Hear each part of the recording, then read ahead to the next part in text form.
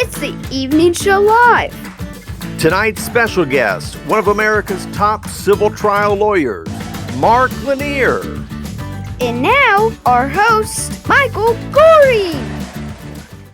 Well, good evening and welcome to the Evening Show Live. I'm joined by my very special guest, Mark Lanier. Mark, thanks for joining us tonight. Michael, such a joy to get to be on your show. Thank you for all that you do in the Evening Show Live. Well, I am just so thrilled to have you. You're recognized as one of the top civil trial lawyers in America. Your trial results have garnered close to $20 billion in verdicts. You won many prestigious awards, Trial Lawyer of the Year, and so forth. But not only that, you're also a voice of reason in the world of Christian apologetics and theology. And I want to talk to you here at the beginning about your book, Christianity on Trial. You take the book from the perspective from all of your years as a trial lawyer to give a sturdy defense to the Christian faith. Is that an accurate? Yeah, Michael, I think that's well said, at least in terms of what I was trying to do. Our son was getting his PhD and his master's in philosophy and logic at Oxford. And a lot of the people that he associated with, a lot of his friends who we got to know because they'd come visit us or we'd be over there visiting him, a lot of them were unbelievers. And they thought that Christianity could not make sense to a thinking person because that's what they had been indoctrinated to believe. And so in my dialogues with our son's friends, I realized that there is perhaps something I could bring to the table as a lawyer, because so many of these people were thinking about logic and science training. When they said, is there proof of a God? They're thinking like a laboratory. And I'm sitting here as a trial lawyer. I mean, I have to prove who ran the red light, or I have to prove the asbestos caused cancer, or I have to prove that a husband loved his wife and is grieving her loss. Well, you cannot prove those things by a laboratory analysis. You have to prove those things by the greater weight of credible evidence. So you put the evidence in the scales, you assess the evidence, and you determine what's more likely than not. And that's proof in the real world. It's just not proof in a scientific lab. And so I thought I would like to consider how I would prove Christianity in the real world sense.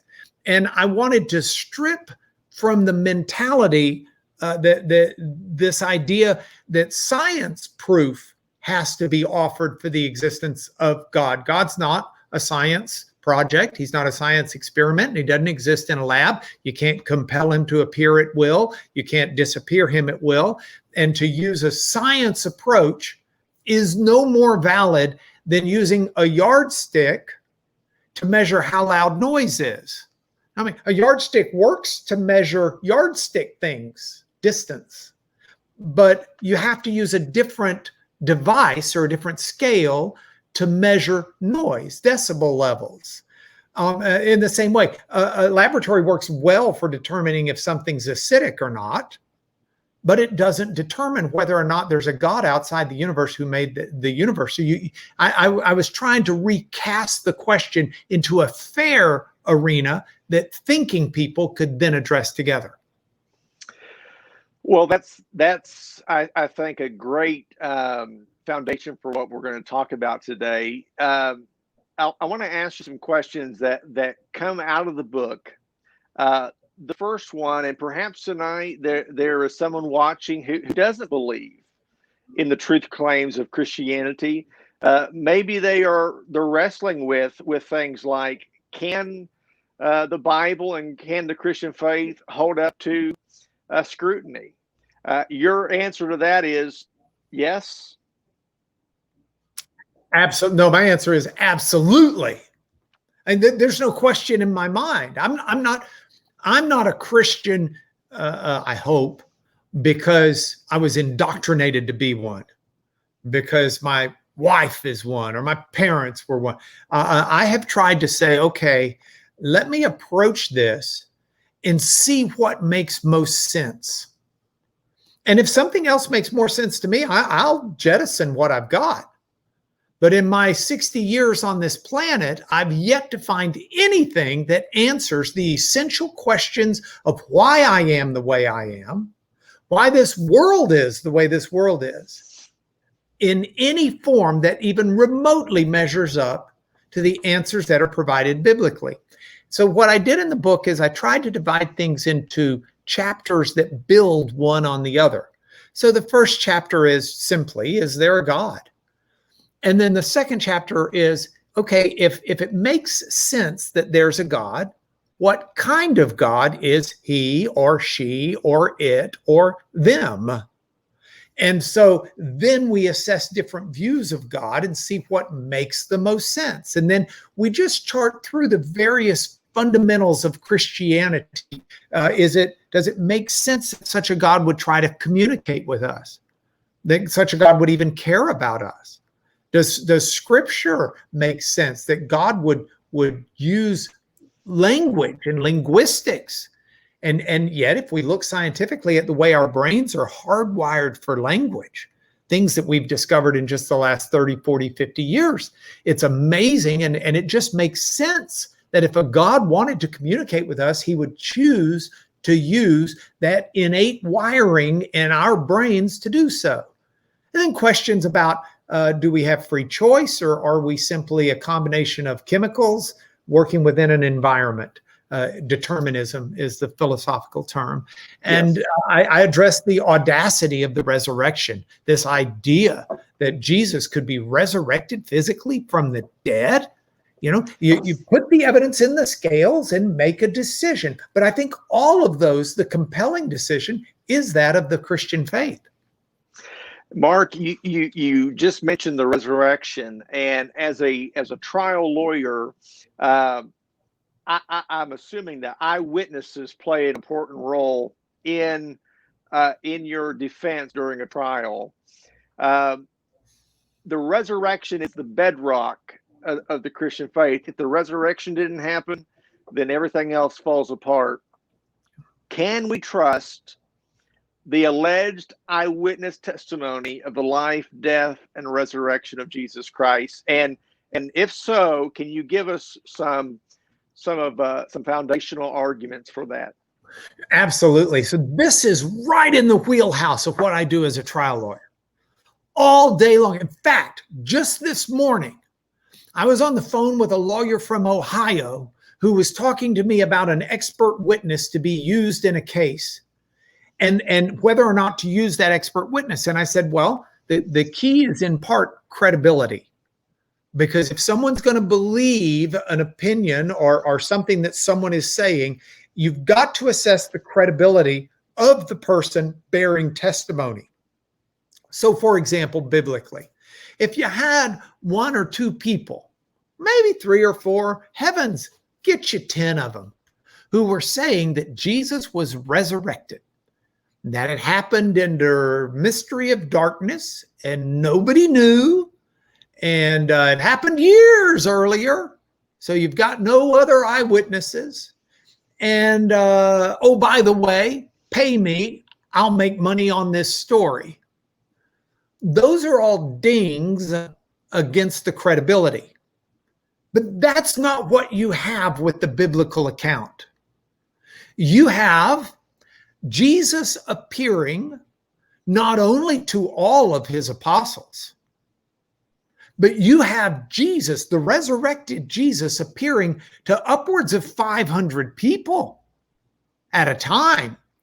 You've got it so pronounced that within weeks of the resurrection, when Peter stands up and explains why all this stuff is happening, 3,000 Jews in Jerusalem in one day ascribe to the resurrected Jesus as a reality and a truth.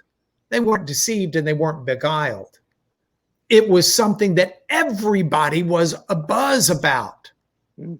And so you've got not only that, now take someone like Paul. Paul's a trained lawyer. He's one of the most successful lawyers in Israel. He's Gamaliel's right hand. Gamaliel would only have one lawyer who really assisted him at a time. Paul was, in essence, the chief prosecutor for the Supreme Court, if you will, of Israel and Jerusalem. And Paul is actually persecuting Christians because it is deeply held in Paul this idea that the Messiah could not have been Jesus, who died on a tree, because the Old Testament law says anybody who dies on a tree is cursed, and how could the Messiah be cursed? It wasn't until Paul realized that Jesus was cursed for our transgressions that changed in his mind. But when Paul sees the resurrected Jesus on the road to Damascus, Paul does a 180. Now look at what he gave up for that. He gave up a most brilliant and promising legal career. He gave up family. He was clearly from a wealthy family. He had Roman citizenship as well as Tarsian citizenship. And to be a citizen of Tarsus required about 2 years worth of money. He was the bon vivant. He was the golden-haired child. He gave up all of that, and in fact says he regarded it as rubbish or garbage compared to the surpassing value of intimate knowledge and exposure to Jesus, the resurrected Lord.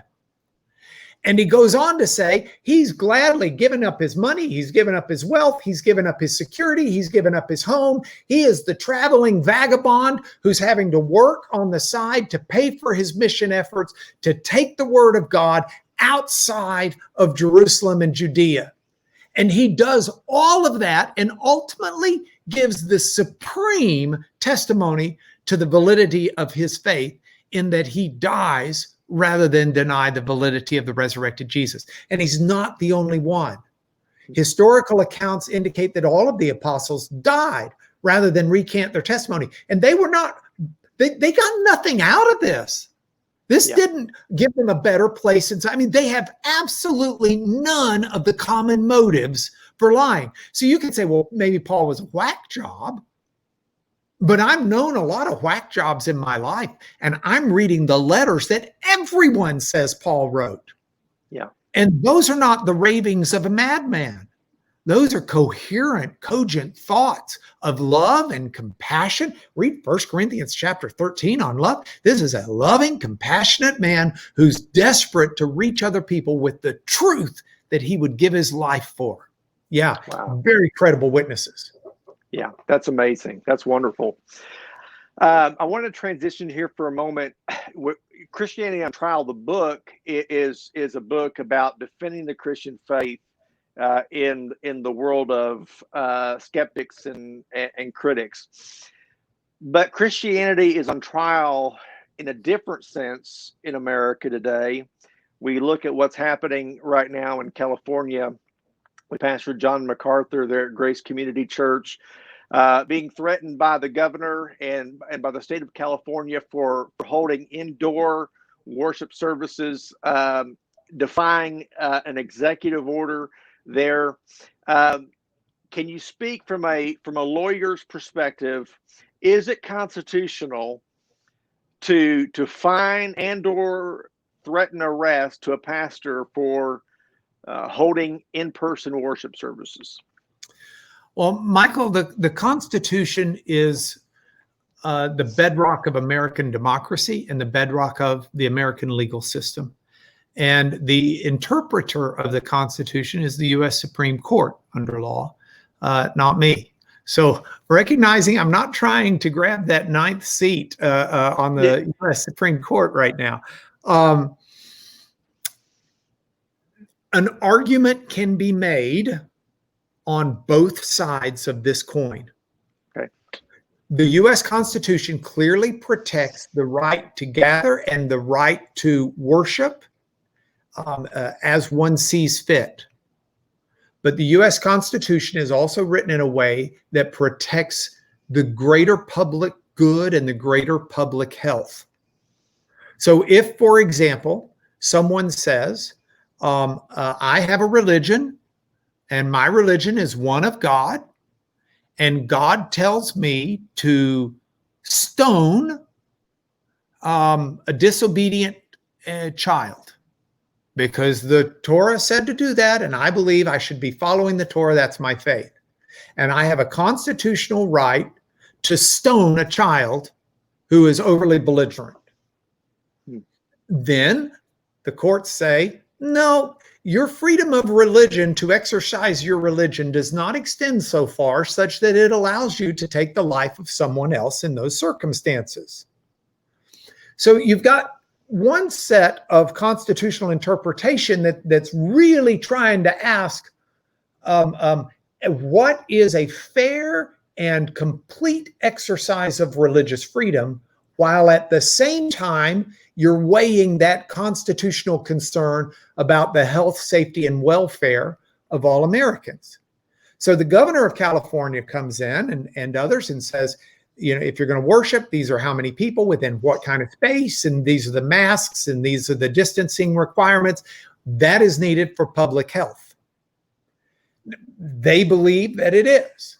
Then you've got John MacArthur and others who are saying, no, time out. That's more a political gambit right now in a highly politicized time in America that's being done for political reasons. It's not a real health and safety welfare issue. We're the house of God. We're free to worship. So we're not going to follow those guidelines. Ultimately, that call gets figured out through the court system as to what's constitutional and what isn't. And arguments can be made from both sides. It's going to be interesting to see how it pans out. I appreciate the clarity there, and it will be interesting to see how this plays out in the long term. Mark, you have invested a great deal of time, energy, financial resources to build one of the most incredible libraries, theological libraries in America and perhaps even the world, the Lanier Theological Library there in Houston, Texas. 17,000 square feet, over 100,000 volumes of books. I know that you're there in your office at the library and there's books behind you. Share with us what your vision was and how this all came about. Well, I love religious training. I always have my undergraduate degree is not just a ministerial degree, but I have a bachelor's degree in biblical languages, Hebrew and Greek. And I've became a lawyer really just so I could preach without having to derive money from preaching. I want to be able to preach because I chose to, and never because I had to, in a sense. Yeah. And so the practice of law has just been a generator to make sure my family, first of all, is taken care of, and our friends and all. But beyond that, it's become a generator for much larger outreach than perhaps I ever could have had. Certainly in ways I never could have had if I'd just gone straight into the pulpit. And so we thought we could put together a library resource that not only provided a very wonderfully conducive atmosphere for study, but also brought together some great evangelical minds and thinkers, and even brought together people outside the evangelical bubble to come speak to us in ways we could never. There are people that I can bring to speak at the library that I would never sponsor to speak at my church. Right. Because they don't ascribe to the fundamentals that I do at my church. But we still want to be open to ideas. We are truth seekers. And when you're exposed to more ideas other than what's in your rut, it allows you to both sharpen and define what you believe, and also allows you to come to grips with the rest of society and speak into it and be salt and light for the world. So we've had speakers that come to the library and give free public lectures. I had Justice Antonin Scalia here. Justice Scalia was a friend, and he graciously came in to speak. We've had people of all sorts of backgrounds, Christians, Jews, evangelicals, Orthodox, Roman Catholic, Greek Orthodox. We've had a massive array. We've had, stalwarts, the John Pipers and D.A. Carsons. We've had, Tom N.T. Wright. We've had Alistair McGrath. Just countless of people. And I urge anyone interested, if they're in Houston, come see us. But if they're just interested and want to see us virtually, it's just www.laniertheologicallibrary.org. And you've got all of our historical lectures are published there. When we have our continuing lectures, they're always live streamed, so people can watch them live and send Q&A, or they can send in, watch them afterwards once they're recorded. And it's just been marvelous. We've done 10 years here at the library. And Michael, we've got some incredible plans that God's put on our heart of some super opportunities. We're about to build a 30,000-foot learning center. Wow. And we're going to be an extension base for a number of different seminaries around the country who want to have classes in Houston. But we're also going to have deacon and elder and pastor training sessions and women's ministries and so many other forms of outreach that will be established, God willing, once we get this building complete within the next year. That's incredible. And let me just say, the Justice Scalia lecture, I've watched it 3 or 4 times. It is masterful, and how cool to have him there. Michael, if you have time, I'll tell you the backstory briefly. I had asked him to come speak, and one of the lawyers at our firm is Ken Starr, and Ken is pretty well known in political worlds and knew Scalia quite well. I knew Scalia quite well. I'd taken him hunting many times and fishing, and he'd lectured for me at my law school some, and so I had set him up to come lecture at the library. And I called him up on the phone about a month or 2 out. And I said, Justice, I don't know what topic you want, but we've got to put a topic down. I thought what might be easiest for you is if I just have Ken Starr interview you on the constitutional issues surrounding the free exercise of religion, the stuff you and I were talking about earlier, Michael. Yeah. And he says, no, that's the easy way out. He says, this is a theological library. I'm going to give a theological lecture. And I said, man, I hate for you to write a one-off lecture just for us. I know how busy you are. He says, write this down. This is my title. Write this down. Is capitalism or socialism more conducive to Christian virtue? And I said, man, that sounds fantastic. And then he said, when my son was becoming, I think, a Jesuit priest, they invited me over to the Collegium at Rome at the Vatican and asked me to give a lecture. I wrote this for them. They're a bunch of liberals. I wanted them to know what they were getting when they got a Scalia. I thought that was delightful. But that's awesome. He gave a massively strong lecture. It was really a treat. Yeah, that's incredible. The Stone Chapel there at the library, I'm fast. My friend Jeremiah Johnston actually filmed, I believe, a whole DVD series there a few years ago. It's a reconstruction, is that right, of a 500 AD church from Cappadocia? Yeah, it is, and it's complete 2-foot thick stone walls. The story of the redemption of humanity, the creation and redemption of humanity, is painted on the ceilings. It's built to scale, perfectly to scale. So the dome is 50 feet from the foundation. It's oriented the same way the original one was, where you've got 3 windows at the head of the church to represent the Father, Son, and Holy Spirit. The church is in the shape of a cross because the foundation of the church is the cross.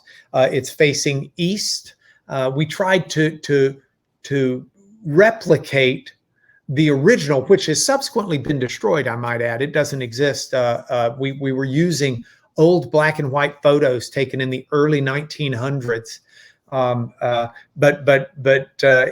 really kind of a cool thing. It's got a real, God has holiness in spaces as well as in time, and I agree. this reeks of holiness, if you will. That's incredible.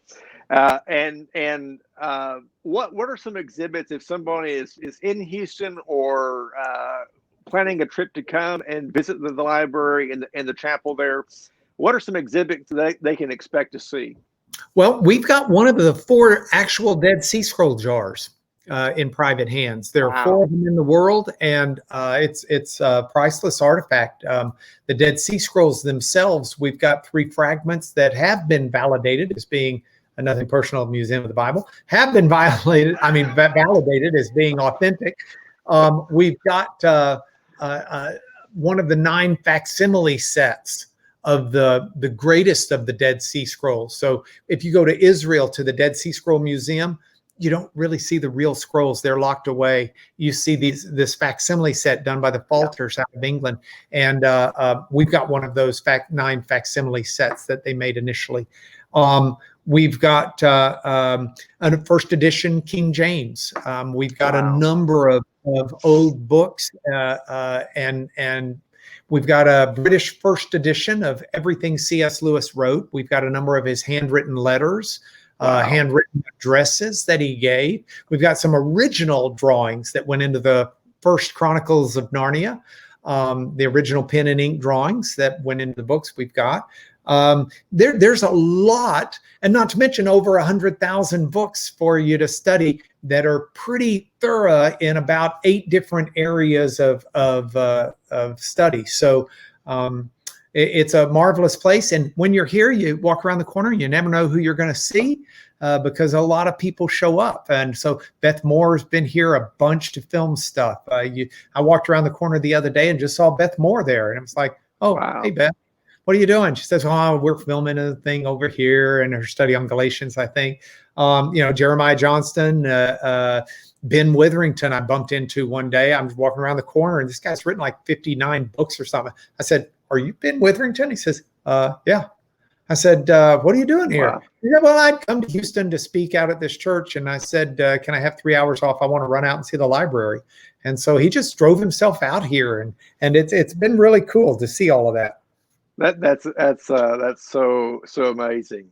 You're there. You're a Sunday school teacher, right? There at Champion Forest. Yeah, Champion Forest Baptist Church. You can find us. We simulcast on YouTube.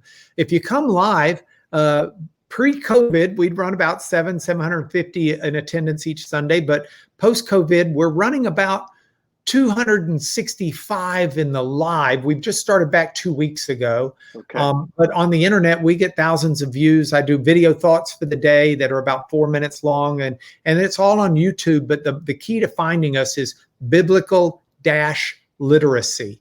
Our website's biblical-literacy.org. You can go to the Biblical Literacy YouTube channels and get all of that kind of stuff. And just so folks understand, 700 pre-COVID was your Sunday school class that you taught, which is larger than most churches in America. So that's just incredible. And Mark, I could spend all day. You just brought up another topic, and I'd love to have you back on in the future to talk about biblical literacy. And I hope we can do that. Hope we can make that happen. I'd love to. I'd love to. Right. Thank you for the time you've given us tonight to be able to discuss these things. Well, the pleasure is all mine. And folks, if you want to learn more about the Lanier Theological Library, it's laniertheologicallibrary.org. Mark Lanier joining us today. Mark, thank you for being with us. Folks, stay with us and be with us next week for another exciting episode of Evening Show Live. God bless you. Special thanks to Mark Lanier, the Lanier Law Firm, Jan Manning, and the Lanier Theological Library. Evening Show Live is a media ministry of Bethel Baptist Church in Bentonville, Arkansas. To learn more about Bethel, visit our website, bethelbentonville.com. To watch past episodes of Evening Show Live, visit eveningshowlive.com.